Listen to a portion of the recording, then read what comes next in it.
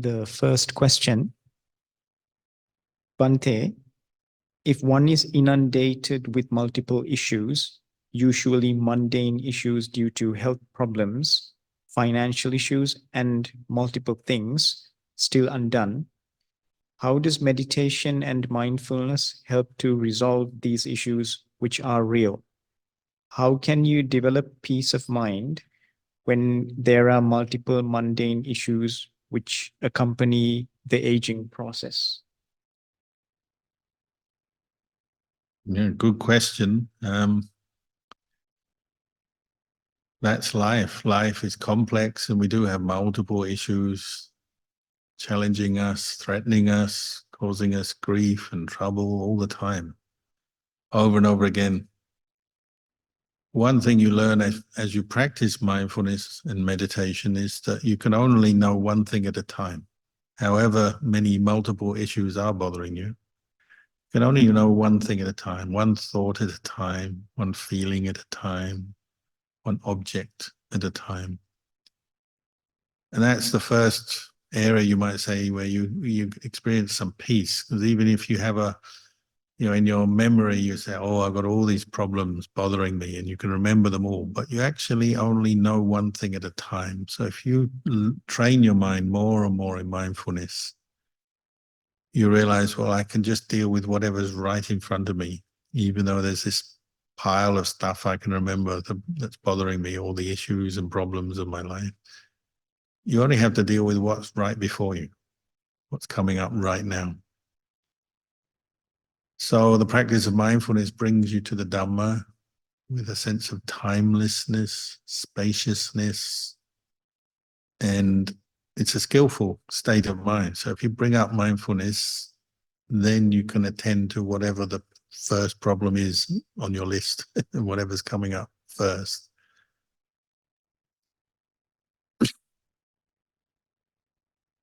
Another thing is, all these problems, if you keep thinking about them, they will distract you, agitate you.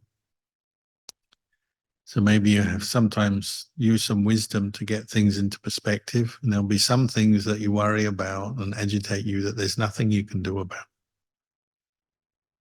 Things beyond your control, and you have to remind yourself of that, teach yourself that, this is something I can't do anything about. Say with health problems, well, you do your best to see the doctor, get whatever treatment you can, do the things that you're instructed to do with your rest and your diet and your exercise and whatever else you're instructed. But then there's not much more you can do. So then you let go. You leave it to the doctor to assess and give you treatment. Your job is to keep your mind in the present moment, back to the mindfulness practice, but also let go of things you can't control. Don't worry about them.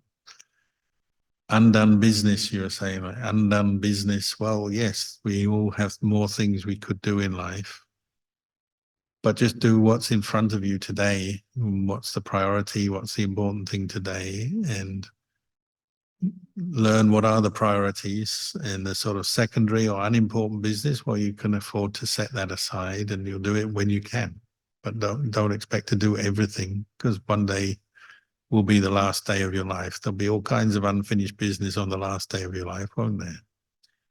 So you have to accept that. There will be unfinished business in life, but you do the best you can in the present day, in the present moment. So get your priorities right, learn what you can affect and control and what you can't control, and let go a bit more. Suffering is overcome through abandoning craving and attachment, the wanting, the not wanting. These are where the restless mind comes from. To abandon craving, you have to develop mindfulness, recognize craving as craving. So worrying about things that haven't happened yet, that's craving. Wanting things that you haven't got yet, that's craving.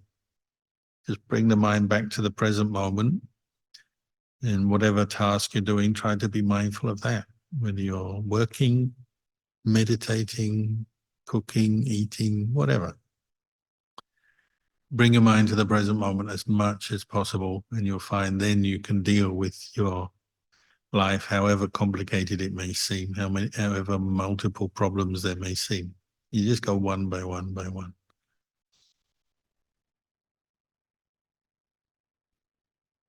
Sadhu, Lompo. Next question.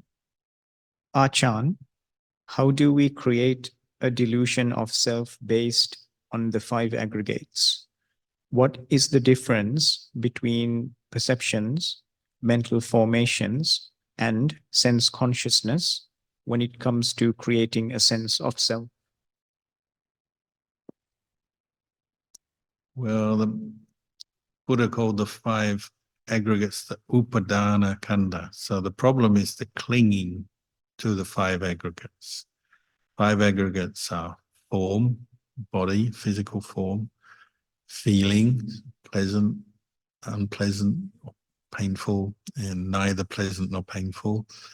Perception, so how we remember things.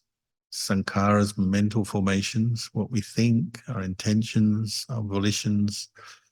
And then sense consciousness, just the awareness arising at each sense, one after another. But the problem is the clinging bit.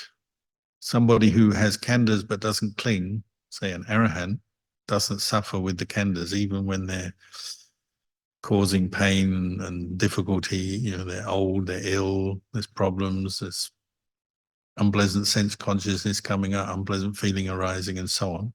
They don't suffer with that because they don't cling. So that's the key. Don't cling to your khandhas. Don't cling to the khandhas as self. Don't take ownership of them as self. So sometimes you can just try it as a little mantra. This is not me, this is not mine, this is not myself. It may work for you in certain situations. You know, painful feelings. This is not me, this is not mine, this is not myself. Try it. See if that simple new perception helps you.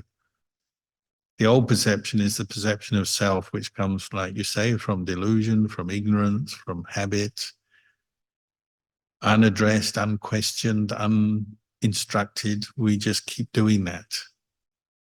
But now, because you've heard some Dhamma, you're interested in the Dhamma practice, you're practicing some mindfulness, bring in the new perceptions, bring in the wisdom. So ask yourself, when you next see yourself suffering by clinging to a painful feeling or an unpleasant memory or some negative thought, ask yourself, is this really me? Is this really mine? Can I let go of this? What happens when I let go? You know, is it the end of the world if I let go of this particular thought or this feeling?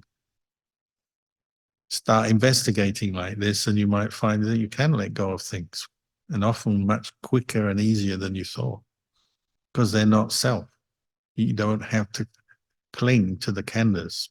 So letting go doesn't mean getting rid of the khandhas. It doesn't mean suicide. It doesn't mean getting rid of your body or your thoughts. It just means knowing them without clinging. So that's the key, isn't it? How can I know something without clinging to it? You just know. That's what mindfulness does. It allows you to know, but you're not clinging. It's like this. Oh, pain is like this. Pleasure is like that. A good thought is like this. A bad thought is like that. You're knowing, but you're not clinging. So the sense of self disappears the more you do this. So try it. You might be pleasantly surprised.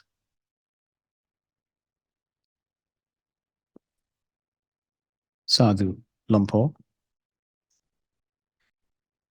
Does anyone have any further questions or comments?